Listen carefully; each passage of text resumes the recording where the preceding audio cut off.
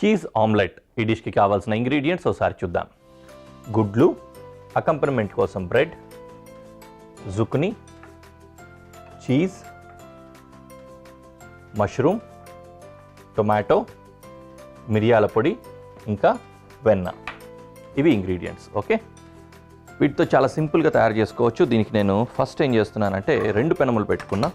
ఒకటేమో అకంపనమెంట్స్ వెజిటబుల్స్ ఇంకా bread toast చేసుకోవడానికి, అలాగే ఇంకొకటి ఆమ్లెట్ వేసుకోవడానికి. రెండింటికి 2 పెనములు పెట్టేసుకున్నా. ఓకేనా, షాపింగ్ ఏం లేదు, అంతా రెడీగానే ఉంది కాబట్టి డైరెక్ట్గా కుక్ చేసుకోవడమే. ఫస్ట్ ఏం చేస్తానంటే కొద్దిగా బటర్ ఒక ప్యాన్లో వేసుకొని దాంట్లో వెజిటబుల్స్ ఇంకా బ్రెడ్ టోస్ట్ చేసుకుంటాం.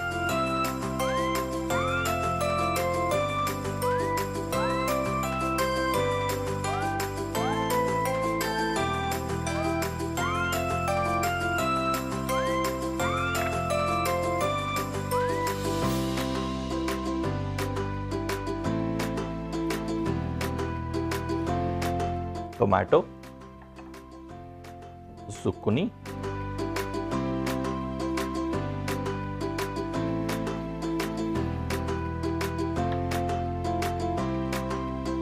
మష్రూమ్, ఇంకా బ్రెడ్.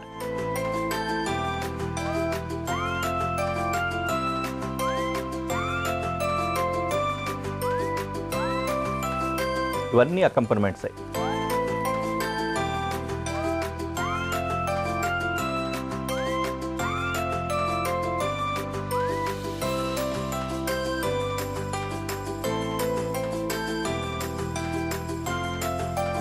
వీటికి కొద్దిగా పెప్పర్ మిల్ తోటి అట్లా గ్రైండ్ చేసుకుంటున్నా.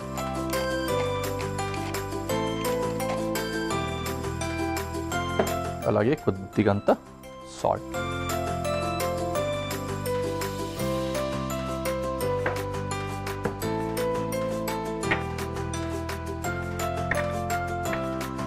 ఇటువైపు ఇంకో మిక్సింగ్ బౌల్ లోపల చిన్న స్పూన్ గట్టిగా తగిలేసింది. ఓకే, ఈ విధంగా ఎగ్ బ్రేక్ చేసి వేసుకుందాం.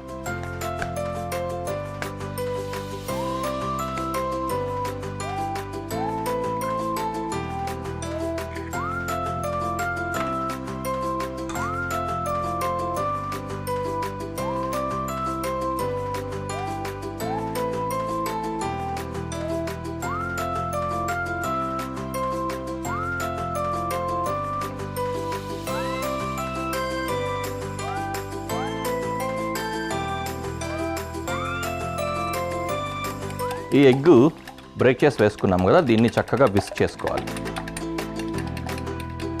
హ్యాండ్ బ్లెండర్ ఉంటే దాంతో కూడా చేసుకోండి, ఇంకా ఫాస్ట్గా వస్తుంది.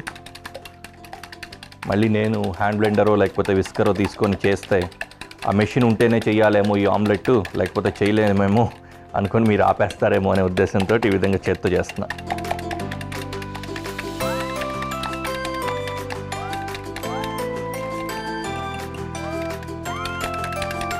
బాగా ఎంత నురగొస్తే అంత బెటర్.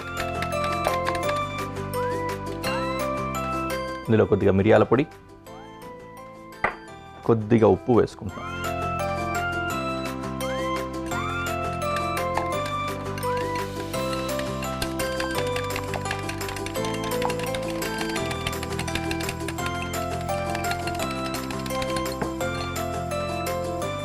మిగిలిన బటర్ని ప్యాన్లో వేసుకుందాము.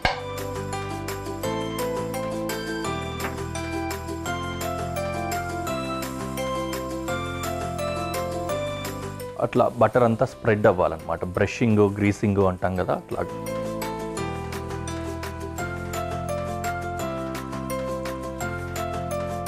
రైట్,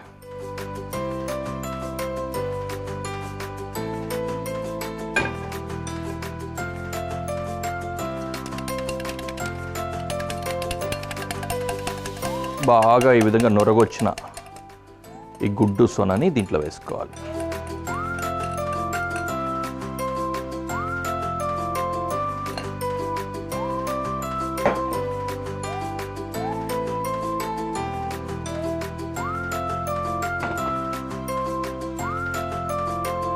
దీన్ని ఒకేసారి ఫిక్స్ అవ్వకుండా ఇట్లా మిక్స్ కూడా చేసుకుంటాం.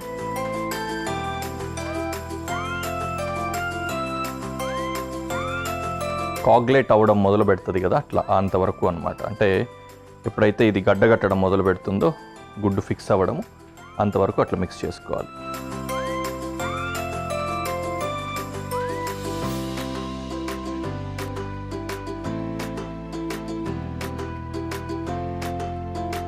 కాగ్లేట్ అవుతూ ఉన్న టైంలో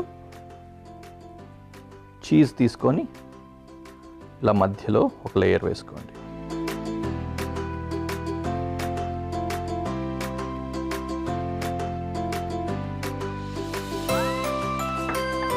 తర్వాత ఏదో ఒక వైపు నుంచి ఇలా తీసి సెంటర్లోకి హాఫ్ మూన్ షేప్ వచ్చేలాగా దోశ మడత పెడతాం కదా, అలా పెట్టుకోవాలి.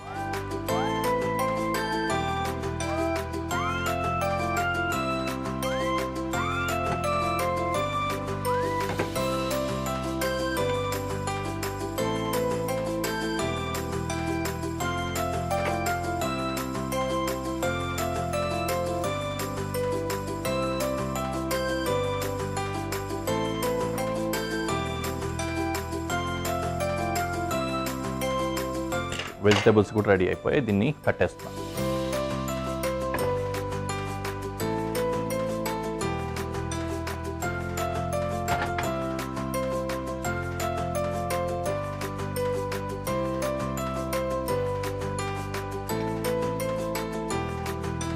ఇట్లా రెండు వైపులో కుక్ అయ్యేలాగా అట్లా కాసేపు పెట్టుకుందాం.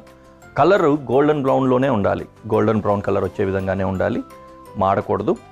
కొద్దిగా అండర్ కుక్డ్ ఉన్నా పర్లేదు. కొద్దిగా ఏమవుతుందంటే మనం ఇట్లా బాగా విస్క్ చేసి నొరగొచ్చేలాగా చేసుకున్నాం కాబట్టి ఫ్లఫీగా ఉంటుంది ఆమ్లెట్. బొద అంటారు కదా, ఆ విధంగా ఉంటుంది అనమాట అచ్చ తెలుగులో.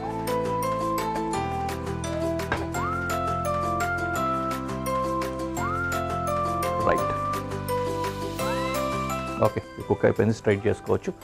డిష్ అయితే రెడీ అయిపోయింది. We can go to presentation.